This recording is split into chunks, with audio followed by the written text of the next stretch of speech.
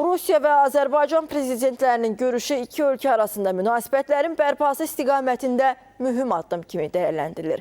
Ekspertlər hesab edirlər ki, bu görüş təkcə siyasi deyil, həm də mənəvi baxımdan vacib bir hadisədir. Rusiyalı politoloq Aleksey Naumov da ASTV xəbərə açıqlamasında baş tutan görüşün əhəmiyyətindən danışıb.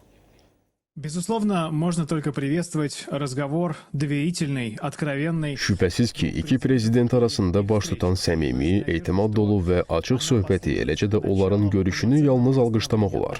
Azərbaycan prezidentinə Rusiya prezidenti tərəfindən azala məxsus təyyarənin faciəsi ilə bağlı Rusiyanın sərəncamında olan tam məlumat çatdırıldı. Eyni zamanda Azərbaycan prezidentinin Rusiya xalqı və Rusiya lideri haqqında səmimi və xoş sözlərini də alqışlamaq istərdim.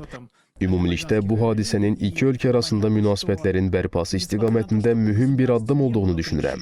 Təyyarə qəzası ilə bağlı istintaq işinə demək olar ki, nöqtə qoyulub, lakin yekun hesabatın ilin sonunda, təxminən dekabr ayında təqdim ediləcəyi gözlənilir.